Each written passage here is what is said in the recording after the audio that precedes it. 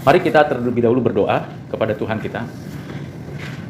Bapa di surga, di dalam nama Tuhan Yesus, sungguh kami membutuhkan, memerlukan pertolongan-Mu Tuhan. Firman-Mu menjadi kekuatan kami, menghibur, menegur, dan memperbaharui kami. Dan oleh Roh-Mu kami mengerti kehendak-Mu. Ajarilah kami Tuhan satu persatu, mengenal dan mengerti tentang kehendak-Mu itu. Kami bersyukur karena Engkau tidak pernah membiarkan kami sendirian di tengah menghadapi kesulitan seberat apapun. Dunia dan segala keinginannya akan berupaya menarik kami dari hadapan-Mu. Tetapi dengan kasih-Mu dan anugerah-Mu, Engkau menopang kami, memelihara kami, menjaga kami. Kami sungguh-sungguh bersyukur.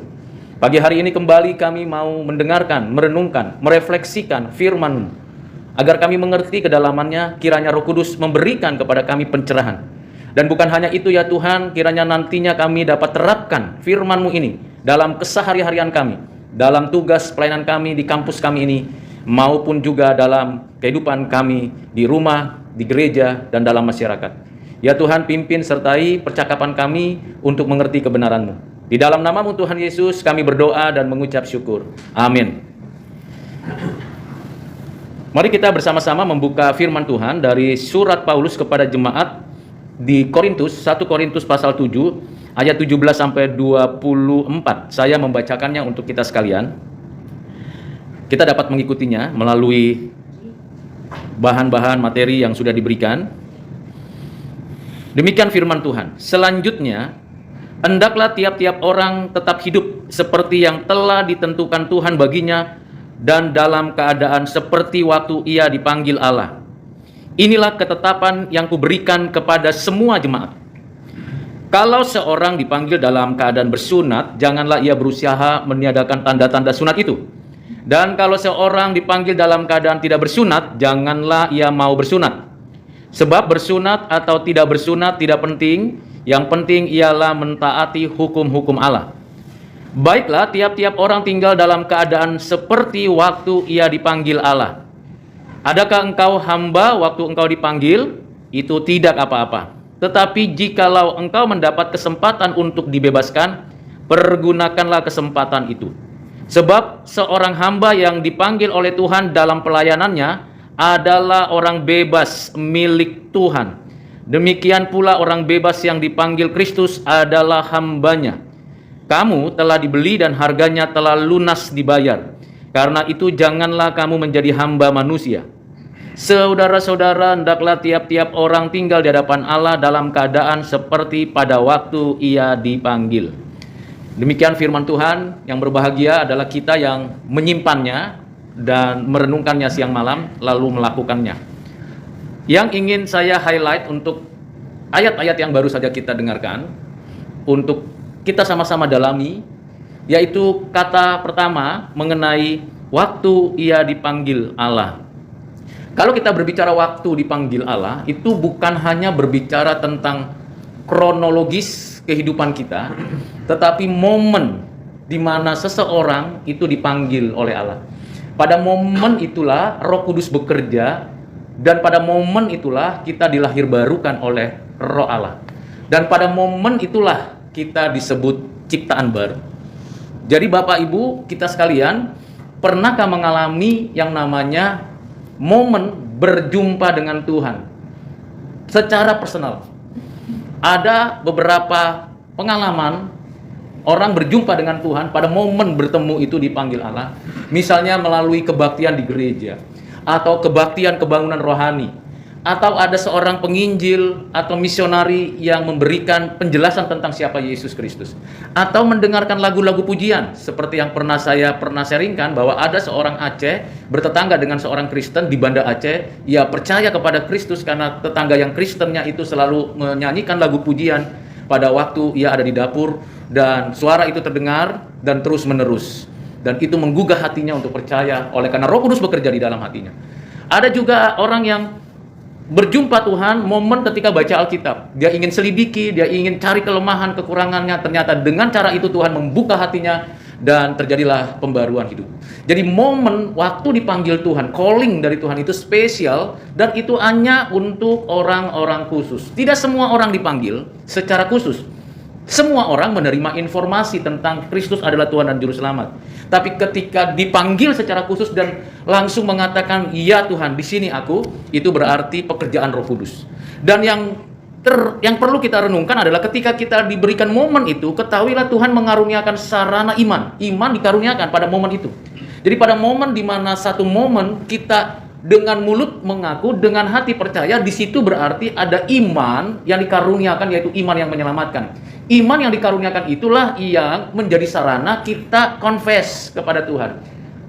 Aku percaya kepadamu Tuhan Yesus, segala dosaku ditanggungmu di atas kayu salib, dan aku percaya kepadamu Tuhan Yesus karena engkau sudah mati, bangkit, memberikan hidup yang baru. Itu momen kenapa saya bisa berbicara, kenapa saya bisa confess seperti itu, mengakui seperti itu dengan lantang, dengan keyakinan yang penuh, karena Roh Allah mengaruniakan iman yang menyelamatkan. Ini prinsip penting dari calling. Jadi bukan karena saya sudah tahu tentang cerita-cerita tentang Yesus dalam Alkitab, atau saya dengar dari banyak orang. Karena kalau kita mau pakai konsep begitu, maka berarti banyak orang yang makin banyak percaya. Ternyata tidak. Banyak orang bawa Alkitab dari Kejadian sampai Wahyu, bahkan mampu berdebat, mencari kelemahan, kalaupun dicari kelemahannya. Untuk apa? Bukan untuk mempercayai. Itu dapat kita lihat di dalam Injil Yohanes. Tuhan Yesus yang menempelak orang-orang yang seperti itu. Jadi ada orang-orang yang memang secara khusus dia mau mencari sesuatu kesalahan, mencari segala sesuatu yang mungkin mereka temukan, tetapi sebenarnya mereka tidak datang kepada Tuhan. Yohanes pasal 5 ayat yang ke-37 sampai 40. Bapa yang mengutus aku, dialah yang bersaksi tentang aku, kamu tidak pernah mendengar suaranya, rupanya pun tidak pernah kamu lihat, dan firman-Nya tidak menetap dalam hati dirimu sebab kamu tidak percaya kepada Dia yang diutusnya. Kamu menyelidiki kitab-kitab suci sebab kamu menyangka bahwa olehnya kamu mempunyai hidup yang kekal, tetapi walaupun kitab-kitab suci itu memberi kesaksian tentang aku, namun kamu tidak mau datang kepadaku untuk memperoleh hidup itu. Mengapa? Mengapa ada banyak orang tahu Alkitab, bahkan sekolah teologi, bahkan seminari-seminari sampai dia dapat PhD atau doktor teologi keluar, tetapi hatinya kosong. Jiwanya tidak menggebu-gebu untuk mengasihi sesama. Mengapa? Karena dia hanya baca, pelajari secara knowledge. Pengertian memang perlu, pemahaman memang penting, tetapi membuat orang itu punya suatu patos, semangat di dalam hati mencintai Tuhan, itu karena anugerah. Itu sebabnya Rasul Paulus mengatakan, waktu ia dipanggil Allah. Kata itu penting sekali. Jadi bagi kita, Bapak Ibu, yang mengalami panggilan Tuhan, itu tidak pernah kendor dalam semangat menikmati dan mengalami Tuhan. Tidak pernah kendor. Kalaupun misalnya kendor, ada persoalan, dia akan terus diingatkan oleh Roh Kudus yang tinggal diam di dalam diri kita dan bekerja di dalam diri kita, akan memberi ingatan. Masihkah engkau mencintai aku, hai Rudi? Masih ingatkah pertama sekali engkau mengasihi engkau? Engkau mengasihi Tuhan, aku mengasihimu. Cinta mula-mula, kasih mula-mula. Jadi Rasul Paulus ini ingin memberikan presentasi penjelasan tentang panggilan. Mengapa? Karena problem di ayat sebelumnya mengenai kehidupan perkawinan yang carut marut di dalam konteks kehidupan jemaat di Korintus. Dan juga di ayat sesudahnya mengenai kondisi pernikahan dan tidak pernikahan. Nah, bagaimana kita menjembatani kedua persoalan itu? Yaitu dari panggilan. Kalau panggilan kita jelas, pemahaman kita tentang panggilan Tuhan itu benar, tepat, maka kita akan mengalami suatu pengertian yang mendasar. Mau kondisi pernikahan kita bagaimana, perkawinan kita seperti apa, kembali kepada panggilan. Panggilan Tuhan seperti apa dalam hidup kita. Dan apa yang dinyatakan Rasul Paulus ini kepada jemaat, di sini dikatakan bahwa panggilan itu ada dasar untuk ditekankan pada jemaat di Korintus karena dua hal. Yang pertama adalah orang-orang Yahudi yang menjadi Kristen dan orang-orang non-Yahudi yang menjadi Kristen itu ada di dalam satu komunitas yang namanya komunitas persekutuan orang percaya. Dan di dalam persekutuan orang percaya itu ternyata mereka seperti pada pasal sebelumnya ya berselisih karena kelompok-kelompok. Salah satu selisih yang paling besar seperti di jemaat lain adalah kisruhnya, ngototnya orang-orang Yahudi Kristen mau menjadikan orang non-Kristen, non-Yahudi Kristen, dan yang Kristen sudah masuk ke dalam persekutuan itu mesti menjadi Yahudi. Sesungguhnya kalau kita mau kembali kepada perjanjian lama, sunat itu hal yang sangat sakral. Mengapa sunat begitu sakral? Karena sunat itu tanda di mana Allah berjanji kepada Abraham bahwa melalui keturunan mula segala bangsa mendapatkan berkat. Dan tandanya adalah engkau harus disunat. Pada usia Abraham sudah tua, tetapi keturunannya dan keturunannya disunat pada usia 8 hari. Khusus laki-laki. Mengapa? Karena laki-laki yang membawa garis keturunan dan sekaligus yang menjadi pemimpin untuk pembaharuan di dalam kehidupan masyarakat di masa akan datang. Jadi di sini sebenarnya sunat itu tidak boleh dipermasalahkan. Tetapi yang menjadi masalah sunat yang spesial untuk orang Israel, untuk keturunan Abraham. Dan spesial berkaitan untuk konteks perjanjian lama sebagai umat Allah. Sedangkan konteks sekarang, khususnya di jemaat Korintus, bukan lagi sunat. Tidak lagi diutamakan sunat. Mengapa? Karena sudah diganti dengan baptisan. Dan baptisan bukan baptisan Yohanes Pembaptis, bukan baptisan yang biasa dilakukan secara budaya pada zaman itu, tapi baptisan di dalam nama Bapa, Anak, Roh Kudus. Jadi sunat berhenti sebenarnya, harusnya berhenti. Tidak lagi perlu dipertahankan, tidak perlu lagi diperjuangkan untuk dijadikan suatu tanda perjanjian. Tetapi yang harus diperjuangkan sebagai tanda perjanjian, sebagai bukti orang itu terhisap dalam persekutuan orang percaya adalah baptisan. Namun, etnosentrisme, keegoisan budaya, jadi sunat dijadikan culture. Padahal sunat tanda perjanjian. Nah ini yang menjadi riuh kisruh. Kalau sunat itu tanda perjanjian, pertanyaan yang sederhananya adalah apakah orang Yahudi betul-betul mengikuti kebenaran-kebenaran Tuhan yang sesungguhnya sebagai tandanya sudah disunat. Tapi faktanya kan tidak, munafik dan fanatisme terjadi. Kemunafikan dan fanatisme terjadi membuat mereka sangat inklusif. Ya, sangat eksklusif untuk kehidupan mereka, tapi sangat inklusif untuk membawa orang lain itu bawa ke tempat dia. Jadi kalau ada orang non-Yahudi mau jadi Kristen, menurut pikiran dia pakai transformasi pemikirannya Yahudi. Kalau dulu ada orang non-Yahudi mau menjadi Yahudi, disunat, maka dia ikuti cara-cara Yahudi, maka itu namanya proselyt. Jadi harus ikutin semuanya.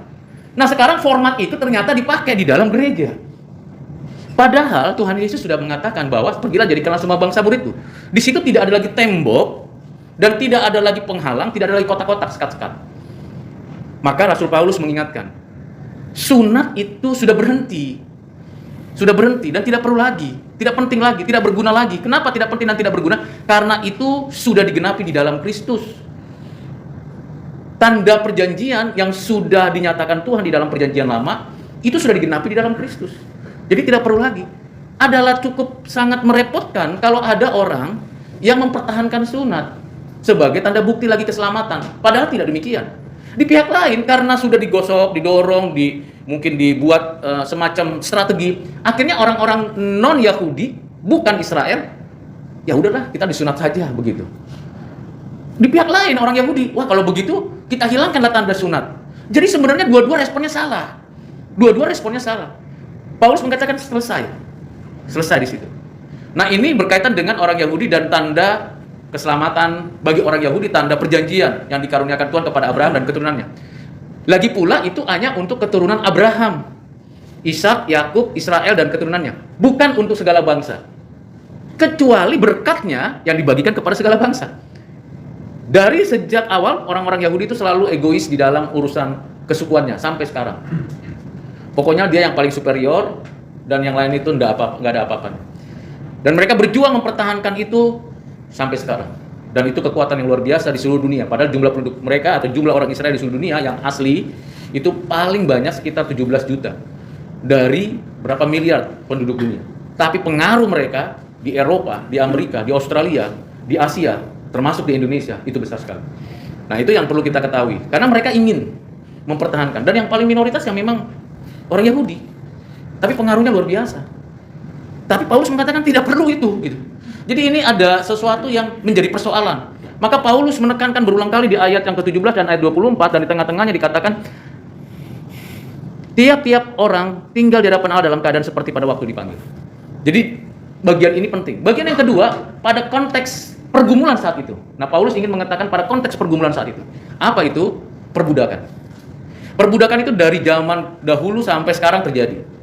Persoalannya bukan pada pembebasan budak, bukan. Persoalannya pada bagaimana dalam kondisi dan status kita sebagai person, sebagai individu di tengah-tengah masyarakat, komunitas yang ada, entah komunitas dengan sistem kasta, entah komunitas dengan sistem majikan dan tuan, dengan komunitas dengan sistem bos dengan bawahan, atau struktur sosial masyarakat manapun, itu tidak bisa dielakkan akan terjadi sepanjang zaman segala abad. Pasti akan terjadi. Karena manusia ingin berkuasa, ingin menguasai orang lain, ingin menguasai alam, tapi tidak mampu, dia menguasai orang lain yang disuruh melakukan menurut kemauannya.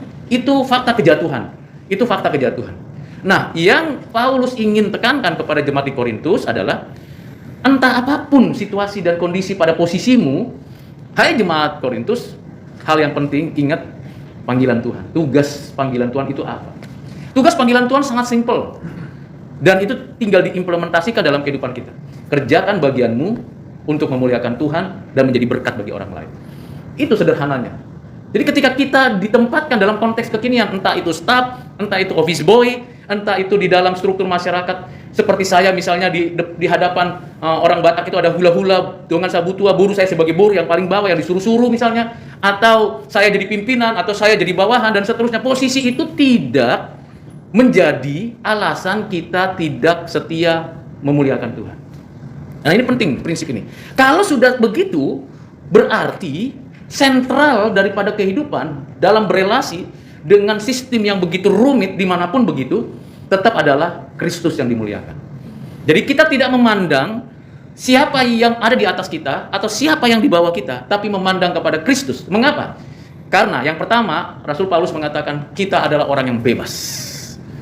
Bebas. Tapi paradoksnya kita bebas tapi milik Tuhan. Itu paradoks. Bebas berarti kan kita free untuk melakukan yang baik, yang benar, yang suci, yang adil. Itu artinya bebas. Bebas seperti itu. Jadi saya mau berkata yang baik, yang benar, yang suci, yang adil. Saya mau berbuat menolong orang, saya mau berbuat menyatakan sesuatu. Itu bebas kita lakukan. Nah, itu orang yang bebas. Tapi kalau kita melakukan yang baik, yang benar, yang suci, mengalami penghalangan dan ada hambatan, berarti belum bebas kita. Kita sedang dalam posisi diperbudak. Oleh apa? Dosa kita, kebiasaan buruk kita, atau sistem dunia ini. Tapi kalau kita pun ada dalam sistem dunia, sistem masyarakat, sistem sosial politik, sistem sosial ekonomi dan segala macam, kita ada di situ, kita bebas mengerjakan apa saja yang baik, yang benar, yang suci, yang adil. Yang kedua, kita harus ketahui bahwa kita milik Tuhan, sudah ditebus oleh darahnya. Sehingga kita mengerjakan segala sesuatu belong to my Lord, milik Tuhan. Kita bukan milik kita lagi, sudah dibayar lunas. Artinya, Bapak Ibu, kita sekalian, semuanya ini adalah kita milik Tuhan. Apa yang kita pakai sekarang, apa yang kita miliki, entah harta benda, deposito, apapun itu milik Tuhan. Jangan merasa itu milik kita. Untuk sementara kita bisa pakai nama kita di rekening kita. Untuk sementara di kantor BPN itu milik kita. Dan Tuhan menghargai properti masing-masing personal. Tapi secara esensial dengan iman itu milik Tuhan. Kalau Tuhan mengatakan cukup, kamu cukup sampai situ, apa kita bawa nanti ke surga? Atau ke langit baru? Enggak, berhenti sampai sini. Berapapun yang kita punya. Tapi bukan berarti kita tidak mengoptimalkan kinerja kita untuk berkarya, karena bukan untuk kita hidup, untuk orang-orang yang ada di sekitar kita, karena itu milik Tuhan. Jadi di sini prinsip dasarnya adalah bagaimana kita menyadari bahwa hidup kita milik Tuhan dan seluruh yang kita miliki milik Tuhan. Dengan prinsip begitu, maka di ayat sebelumnya tentang pernikahan dan rencana pernikahan para gadis itu klop bahwa pernikahan pun itu di dalam kebebasan hidup benar. Di dalam keputusan berikutnya pun di situ dikatakan di ayat 25, sekarang tentang para gadis, untuk mereka aku tidak mendapat perintah dan seterusnya, aku berpendapat bahwa mengingat waktu darurat dan seterusnya, adakah engkau terikat pada seorang perempuan dan seterusnya. Itu berarti kita punya pilihan-pilihan bebas. Karena setiap manusia punya pilihan bebas, mau menikah atau tidak menikah. Dalam pernikahan mau bercerai atau tidak bercerai. Tetapi ingat, karena kita milik Tuhan, kita bebas mengerjakan keputusan itu, kita harus bertanggung jawab. Jadi ayat ini betul-betul terkoneksi dengan ayat-ayat sebelumnya, dengan ayat-ayat sesudahnya. Paulus itu bukannya lupa, oh iya ada satu topik masuk ke sini, saya masukkan ke sini. Enggak. Karena mesti diyakini bahwa Paulus menulis itu di bawah pimpinan Roh Kudus. Roh Kudus yang memimpin, memberikan arah, sehingga setiap huruf, kata, kalimat, narasi, semuanya di bawah pimpinan Roh Kudus. Sehingga dinafaskannya itu kepada Paulus, dan Paulus menuliskannya itu. Itu namanya verbal inspiration. Sehingga ini tidak nyelonong gitu. Kalau di dalam sebuah tesis itu nggak nyelonong masuk gitu. Ini apaan begitu? Ini coret aja buang, tidak. Justru kalau kita buang ini, maka ayat 7, pasal 7 ini sampai ayat 40 kalau kita buang ayat 17 sampai 24 kita lepas gitu. maka nafasnya nggak ada itu. Ayat-ayat itu konteksnya nggak ada nafasnya. Jadi kaku, seperti legalitas. Tapi begitu masuk ke dalam satu nafasnya benar, ingat panggilanmu. Wah, ini menarik sekali. Jadi saya gumuli ayat-ayat ini menjadi sesuatu ayat yang perlu direnungkan mendalam.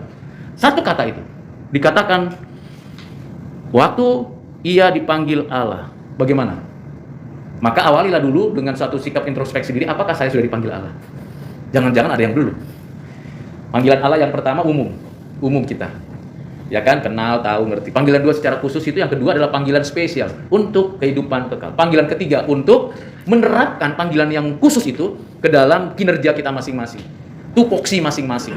Berdasarkan kapasitas yang Tuhan berikan, berdasarkan karunia-karunia yang Roh Kudus karuniakan. Baru di situ ada panggilan yang ketiga. Dan yang terakhir panggilan nanti kembali ke rumah Bapa. Nah, itu panggilan khusus lagi itu ya, Bapak Ibu. Jadi umum. Jadi dari umum, panggilan untuk semua orang hidup benar, lalu khusus saya berjumpa dengan Tuhan, lalu panggilan untuk kinerja kita masing-masing, dan itu fleksibilitasnya luar biasa. Gak selamanya kita di satu institusi, gak selamanya kita dalam satu pekerjaan kita akan terus bergerak. Dan terakhir adalah panggilan yang umum lagi, yaitu kembali kepada ke Bapa untuk boleh menunggu panggilan penghukuman dan atau pengadilan. Dan kita bersyukur dengan ayat ini. Saya merasa bagian ini sangat spesial. Kata yang kedua yang tadi saya sudah jelaskan di ayat 22 itu, yaitu kata kita ini orang bebas milik Tuhan. Orang bebas milik Tuhan. Ada yang menarik dari ayat ini kalau kita mau pelajari lebih mendalam lagi. Orang bebas milik Tuhan, tetapi ayat yang ke-23 dikatakan, karena itu 23b, karena itu janganlah kamu menjadi hamba manusia. Apa yang menjadi sangat penting perlu diangkat konsep ini? Karena begini. Akhir-akhir ini ada perdebatan dan keributan di media sosial maupun di mana saja berkaitan dengan who is Jesus. Itu memang dari dulu sampai sekarang. Apakah orang Kristen itu menyembah Yesus sebagai manusia? Jawabannya tentu tidak. Ya, kita sembah karena dia adalah anak Allah. Jadi tidak kontradiksi dengan kalimat Paulus mengatakan jangan jadi hambanya manusia. Jadi kita tidak memperhambakan diri pada kemanusiaan Yesus. Tapi kita memperhambakan diri kepada Kristus sang pribadi anak Allah. Supaya apa? Supaya perkataan ini tidak kontradiksi. Kalau dalam keadaannya sebagai manusia kita memperhambakan diri, jadi problem makernya berat sekali. Problem makernya di dalam konteks perhambahan diri kepada manusia. Padahal Tuhan mengatakan tidak boleh memperhambakan diri kepada manusia. Yesus sebagai manusia tidak boleh kita perhambakan. Nah, ini sulit sekali pengertian ini. Tetapi kalau Yesus tidak jadi manusia, maka dia tidak bisa menggantikan kita. Kalau dia tidak jadi manusia. Karena substitusi itu berkaitan dengan penggantian. Kita digantikan oleh dia, lalu mengalami kematian di atas kayu salib, maka kematian dia di atas kayu salib adalah kematian yang mematikan kematian kita. Nah, kematian kita sudah dimatikan di dalam kematian Yesus di atas kayu salib. Kenapa dia bisa mati? Karena dia manusia. Kenapa dia bisa bangkit? Karena dia Tuhan yang membangkitkan. Jadi dalam keadaannya sebagai Tuhan, kita bebas. Kita nggak diperbudak lagi. Nah, ini lebih mendalam lagi pemahaman kristologinya. Jadi di sini sebenarnya pemahaman kristologinya dalam sekali di ayat yang ke-23, karena ayat yang 23-nya kamu telah dibeli dan harganya telah lunas dibayar. Itu bicara penebusan. Tetapi kalau kamu sudah dibeli dengan harganya yang lunas, bukan berarti kamu memperhambakan diri kepada manusia lagi. Kamu langsung direct memperhambakan diri kepada Tuhan. Dan ketika memperhambakan diri kepada Tuhan, disitulah kita memiliki kebebasan. Mengapa? Karena Tuhan tidak memperhamba kita dalam pengertian seperti manusia memperhamba manusia. Kenapa? Justru Tuhan menjadikan kita mitra kerjanya. Justru Tuhan menjadikan kita dengan perkataan yang sangat senang saya dengar. Rudi, engkau sahabatku. Itu sesuatu banget gitu ya kalau kita disebut begitu sama Tuhan. Musa mengatakan tidak ada orang yang lembut seperti Musa. Itu mendalam sekali. Itu masuk ke dalam lubuk hati. Kalau Tuhan yang maha otoritas yang paling di atas segalanya lalu berkata, engkau sahabatku. Itu artinya kekal selama-lamanya, tidak berubah. Tapi kalau teman atau saudara bilang kau sahabatku, sebentar saya berselisih, udah SKT ya, SKT itu, nggak cocokan gitu. Tapi Tuhan kalaupun kita nggak cocokan sama dia, Tuhan bilang, ayo kembali. Lembut sekali dia membawa kita kembali di dalam jalurnya. Dengan demikian, Bapak Ibu, apa prinsip yang dasar yang perlu kita pelajari? Pertama, momen perjumpaan dengan Tuhan jangan dilupakan. Kalau belum, Tuhan akan datang untuk menyatakan itu. Yang kedua, apapun situasi, kondisi yang kita hadapi, seberat apapun, semalu apapun, sesusah apapun, ketahuilah bahwa kita tetap berada dalam penerimaan Tuhan. Tuhan menerima kita. Entah disunat, gak disunat, diperbudak atau gak diperbudak, Tuhan sudah readiness menerima kita. Mungkin dunia gak terima kita, mungkin orang sekitar kita gak terima kita. Tuhan menerima kita dengan cara apa dia menerima kita? Nyawanya diberikan sama kita. Wah, itu nggak ada yang bisa seperti itu. Apa sih kita gitu? Masing-masing kan kita punya kelemahan, kekurangan, dan sangat sulit sekali. Tapi Tuhan terima kita apa adanya. Jadi kalau kata yang paling penting di sini adalah ingatlah akan momen keselamatan yang Tuhan berikan padamu, karena Tuhan menerimamu apa adanya. Apa adanya. Bapak Ibu, ini penting sekali. Saya menggumulkan ayat ini, lalu apa kata yang paling mantap di dalam hati saya? Rudi, engkau diterima apa adanya. Bukan apa adanya, bukan adanya apa, tapi apa adanya. Apa adanya. Bukan kamu ada, oh karena kamu sekolah teologi kan. Enggak. Bukan karena itu. No. Oh karena kamu posisi begini, enggak. Bukan. Tapi apa adanya kamu, aku terima. Itu yang kedua. Yang ketiga, mari kita menyadari bahwa kalau kita milik Tuhan, mari kita berbagi berkat bagi orang lain. Mari kita berbagi cinta kasih kepada orang lain. Baru di situ kita kuat dan saling melayani Tuhan. Demikian kita berdoa. Bapak, terima kasih untuk renungan, pembahasan dan pendalaman dari firman. Lakukan hal-hal yang tidak berkenan di hatimu dan tanamkan hal-hal yang penting dan prinsip-prinsip penting pengajaran pada pagi ini. Terima kasih Bapak. Inilah doa kami dalam nama Tuhan Yesus kami berdoa. Amin.